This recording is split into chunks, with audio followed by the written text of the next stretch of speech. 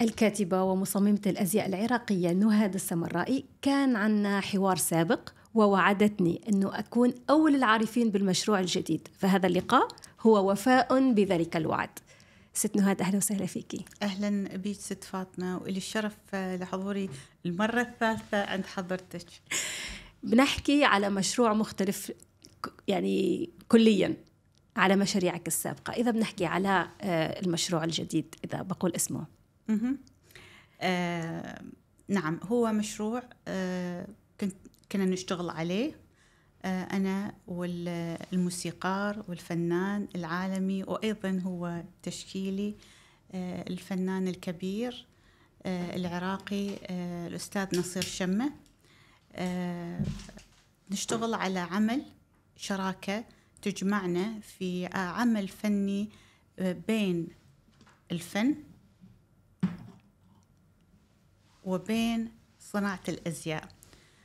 طبعا اسم المشروع انسجام،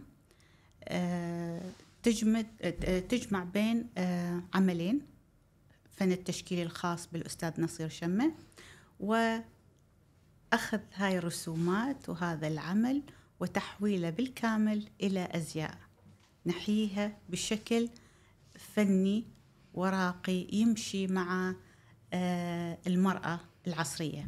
من وين استلهمتي الفكرة؟ فكرة المشروع؟ أيوة، كيف خطر لك أنه تحولي الأعمال الفنية تحوليها على قماش؟ حضرت المعرض الأول للأستاذ العراقي والفنان الكبير أستاذ نصير شمة. حضرت له أول عرض هو بالاتحاد جاليري في أبو ظبي، كان العام الماضي تحديداً، قبل عرض بعد عرض الأزياء كان عندي عرض أزياء خاص بيني في دبي. فرحت فعلا حضرت المعرض الخاص بي، كان أول معرض، وشفت الألوان. طبعا مثل ما حضرتش تعرفين أنه أنا أتميز بالألوان وأحب الألوان، أطلع من جو اللون الأسود تحديدا، وهو سيد الألوان بالأخير، اللون الأسود سيد الألوان. بس شفت ألوان وشفت فيها جمالية معينة وشكل معين وفكرة حلوة.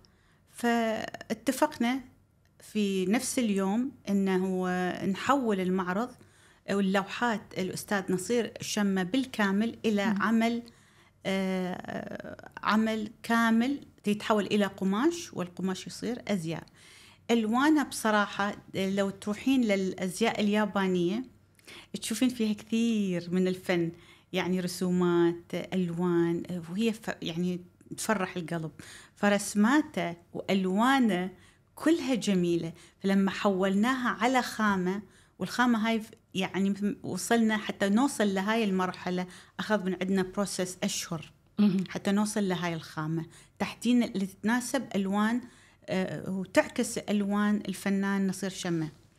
فلما شفناها فرحنا، يعني بعد على فكرة بروسس طويل ومجهود حتى نوصل لهاي الخامة بالضبط، ومع الألوان طلعت رائعة. فلما نفذناها تنفيذ طلعت جميلة جدا بل فخمة. واللي فرحني زيادة لما نزلت في توقيعي في مكتبة لندن، كان الشهر الثاني، نزلت أتفرج، فما لقيت مثل الكواليتي، ولا من حيث التصميم ولا من حيث الجودة، لأن نحن دخلنا بستاندرد شوية عالي جدا، بحيث لما نقول ياباني مستوحى طبعا هو من الزي الياباني، ولكن أيضا في الثقافة الهندية، جزء من الثقافة الهندية، ولكن أخذنا يعني حدثناها بشكل بسيط ما يتناسب أيضا أن السيدة العصرية تلبس، إن كانت من الثقافة الهندية أو العربية أو أي ثقافات أخرى. أيضا بالأزيائنا أخذت بعض مستوحى أيضا من الأزياء، يعني نحن جامعين 3 ثقافات، اللي هي الشرق الأوسطية أخذنا منها شوي، ولكن الركيزة الأساسية راح تكون اليابانية اللي هو اختصاصك أساساً. نعم. بس طلعت جميلة جدا، إن شاء الله تشوفونها في العرض. وين تم تنفيذ الأقمشة والطباعة وهالأشياء؟ في مصانع برا، وفي منهم هنا، بس الأغلب برا في الخارج. وأخذت وقت بصراحة، في منها إجا سريع وتم تنفيذها. تنفيذ العمل كان في الإمارات.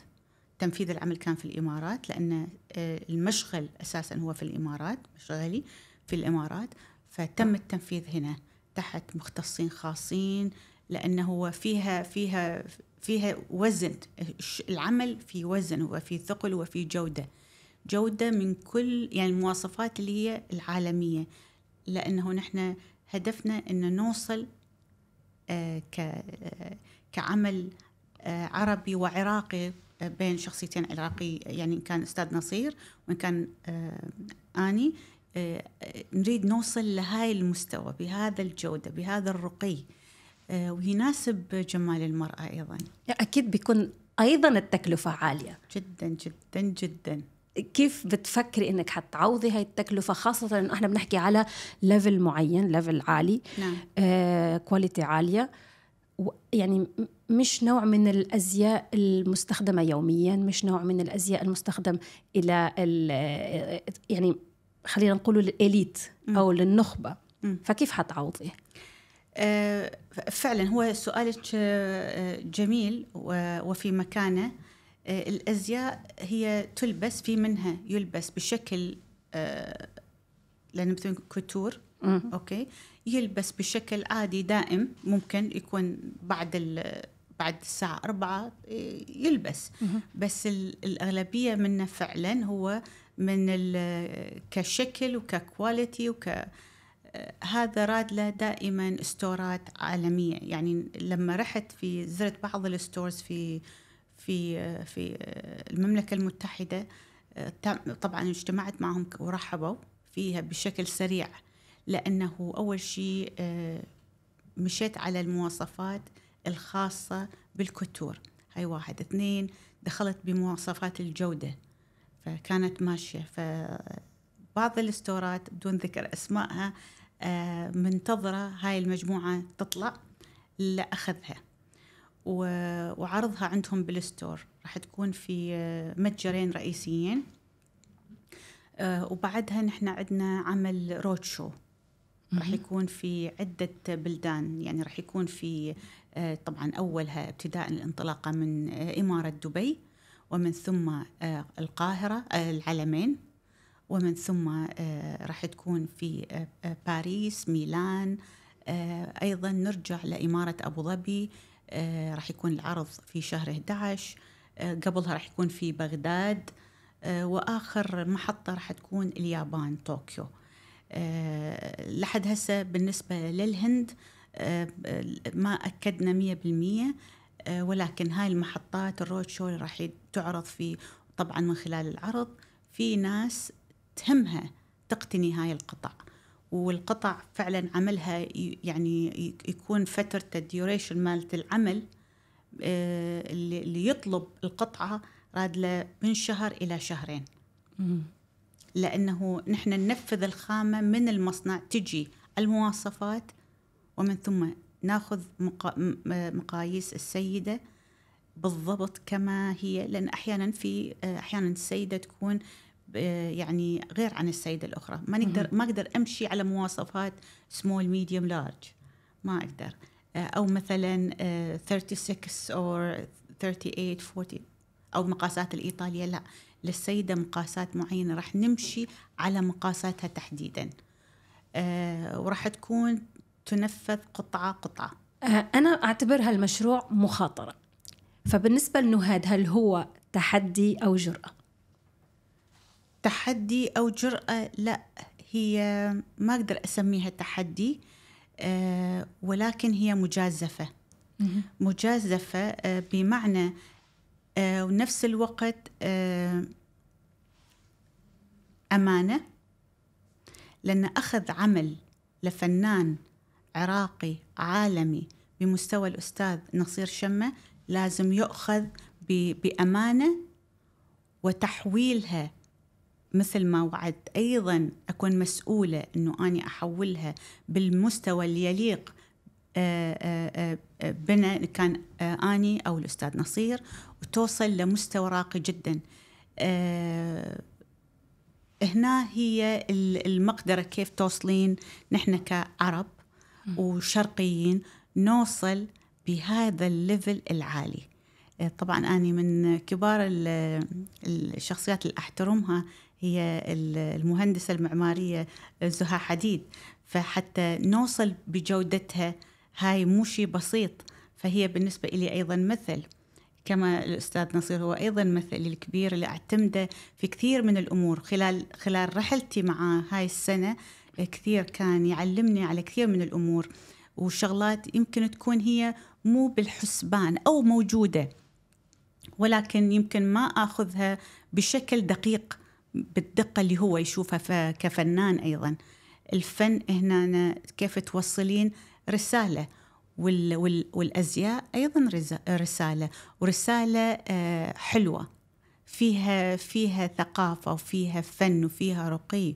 ونرجع نحن للزمن الحلو مثل ما حضرتك تعرفين أتميز بالياباني اللي هو السريع، اللي يلبس أيضا هي سريعة وتلبس بنفس المبدأ، ويكون عملي وجميل، والسيدة ما تقدر يعني لما تريد تبرز ما رح تاخذ كثير من الوقت حتى تبين تحط الميك اب أو شعرها لا رح تكون بسيطة.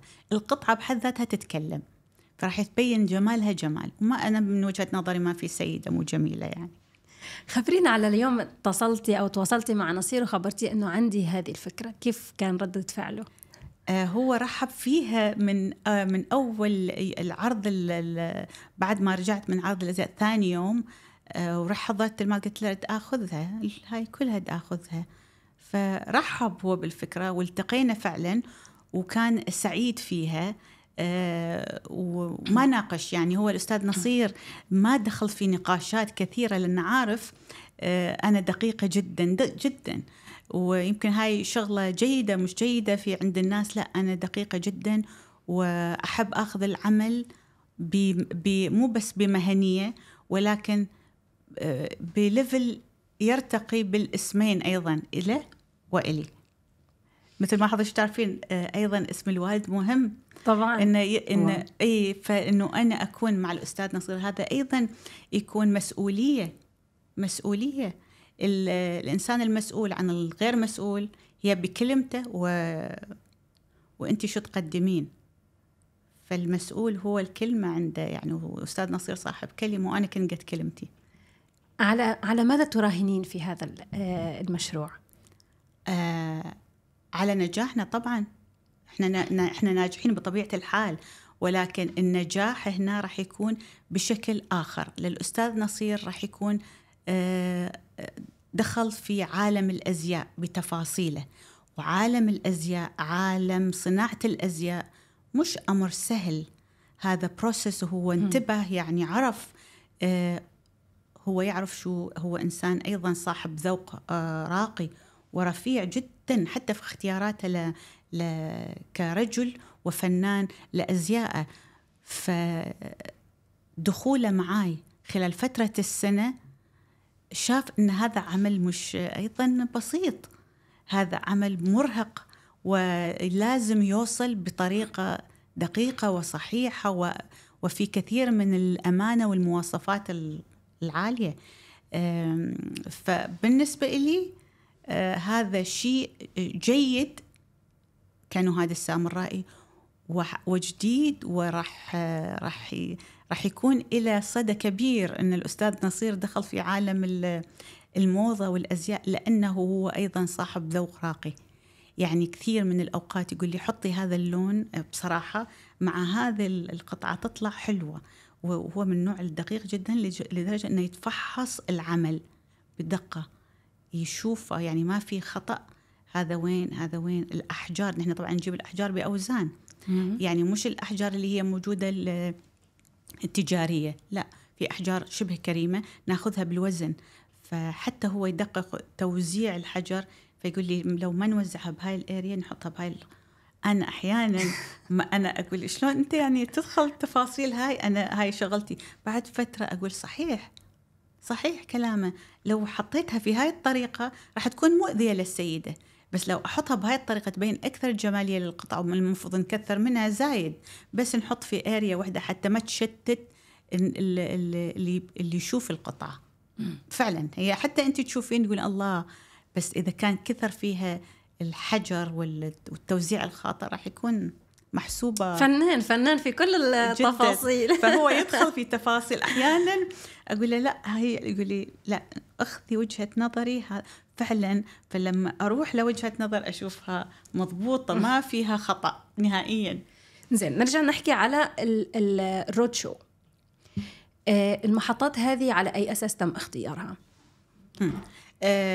تم اختيار أول شيء دبي كانت الدنيا الانطلاقة. أي إنسان في، أو بالأحرى ما نريد نقول أي إنسان يريد يأسس عمل، إن كان تجاري، إن كان عمل فني، تنطلق كنا في الزمان نقول من مصر. ومصر طبعا أو بغداد، أو لا يستهان بهم، بس أيضا من ناحية عالميا هي حاليا في رقم 1 بالعالم. إذا يريد ينطلق ببراند، يريد ينطلق بعمل، والسهولة للسهلة يعني، خلينا نكون يعني منطقيين، والإمكانيات متوفرة وسهلة. ولكن الانطلاقة الحقيقية الإعلامية بشكل إعلامي حلو. ولا ننسى نحن في دبي كوزموبوليتان، كل الجنسيات. ما نريد نتكلم عن طبقي، لا احنا تقريبا الكل متشابه يعني، ما تقدرين تميزين هذا من هذا، الكل دخل جيد جدا، فمقبول. ودبي مركز عالمي يعني ما نقدر احنا نتخطاه. فالانطلاقة لما نقول دبي فهي انطلاقة حقيقية فعلا تكون من دبي. هذا بالإضافة لتواجدي أنا في دبي، والأستاذ نصير في الإمارات أيضا في أبو ظبي، فهذا يساعدنا نحن أن نلتقي في دبي ونعمل العمل. الانطلاقة الحقيقية تكون في دبي. يعني إحنا لما درسناها شفنا هي أنسب نقطة. هو طبعا هو كان صاحب الفكرة الرئيسية أولا وآخرا في هذا الموضوع من ناحية الاستراتيجية، ويشوفها كأنه كفنان وكمبدع أيضا. أما طبعا مصر لأنه إحنا بنقول أم الدنيا يعني، فما نقدر نطلع من هذا الشيء. ومصر يعني أنا حتى أكون معاك واضحة، انطلاقتي الحقيقية كانت بإيد الشاب مصري حطالي الاستراتيجية كيف تنطلقين في البراند بشكل، معناه كنت حاطة الاستراتيجية، ولكن هو عنده his own يعني عنده نظرته. فرتب لي إياها فعلا خلال 2 كنت مرتبتها وطلعت. فالمصريين عندهم جانب حلو سهل، ويعرفون كيف يرتبون من ناحية إعلام، تسويق. في عندهم هاي الشغلة الجميلة اللي نحن شوية يمكن ما تكون هي في بالنا. نتكلم عن أهل الاختصاص. مصر أرجع أقول لك أم الدنيا. وبعدين في مهرجانات في مصر يعني يصير فيها بكثرة في فصل الصيف. وأول عرض راح يكون لنا هو راح يكون عشاء أول شيء ب11/6، وبعدين 14 العرض الأوفيشال، عرض الأزياء 70 قطعة راح تكون بالتصميمي وتنفيذي، ولكن كل لوحات الأستاذ نصير، أو نقدر نقول منها 30%. طبعا هو تم تنفيذ الكمية الكبيرة، بس احنا كل عرض راح ننزل طبعة جديدة، رسمة جديدة من رسمات الأستاذ نصير. راح تكون في العلمين، بسبب أصلا العلمين فيها مهرجان أيضا في هذا التوقيت، فراح يكون هي فرصة ممتازة أن نكون أن نتواجد في العلمين. اللي بعده راح يكون طبعا احنا راح نمشي أسبر كالندر اللي هو التوقيت الخاص بالأزياء بباريس وميلان. فرحنا في صدد أن نعمل عرض أزياء برايفت أيضا، راح يكون هو عالمي ولكن برايفت، خاصة بس فقط لعملي وعمل الأستاذ نصير، اللي هو انسجام بالعرض الأزياء الخاص بنا أيضا. ونعرض 70 قطعة إذا ما كانت أكثر بصراحة، لأن في رسمات وطبعات جديدة تم تنفيذها، ولكن نحن ماشيين على برنامج الأول فيز 1، فيز 2، فيز 3، فيز 4. وبعدها راح يكون بغداد.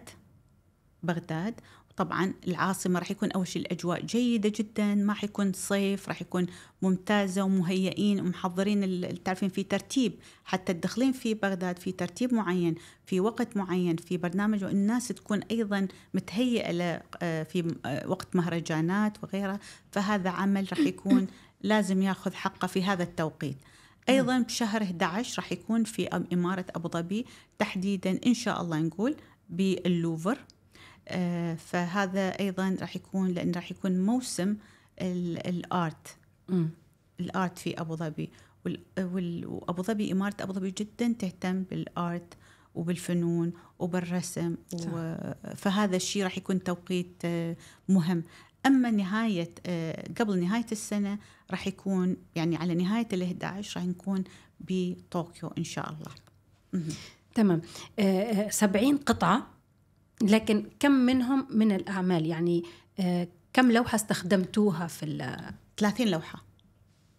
30 لوحة تم استخدام 30 لوحة مع اختلاف الأقمشة والخامات. في منها خامات تتناسب تمشي مع الكيمونو، وفي منها الخفيفة جدا شيفون حرير.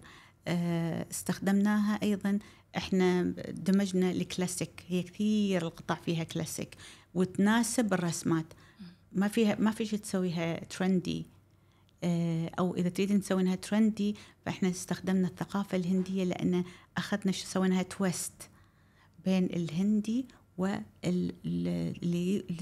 يعني تكون سهلة إن نلبسها بشكل يومي، أو مثلا بعد الظهيرة أو afternoon tea، يعني تلبس. فخففنا من الخامة، وفي خامة لا تلبس في أوقات معينة بصراحة. بس كلهم على شكل الكيمونو ولا هالفم مثلا ساري؟ لا في طبعا احنا استخدمنا الخامات الناعمة جدا جدا جدا جدا، السوفت يعني جدا، يعني وزنها مثل الريشة.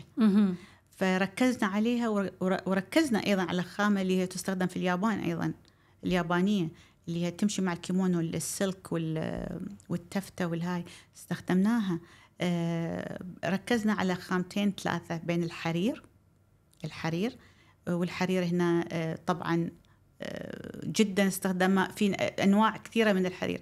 احنا استخدمنا الحرير اللي ما يتكسر، نحاول ما يكون متكسر، بحيث أن السيدة لما تجلس تقوم ما يكون فيه كسرة، يكون أيضا عملي. فلا استخدمنا هاي الخامات حلوة جدا. هي احنا سبب ان استخدمنا هاي الخامات لسبب واحد، ان الطباعة طلعت مطابقة للمواصفات والألوان. ما توقعنا، نحن كنا خايفين، ولأن جانا كذا سامبل كانت سيئة جدا.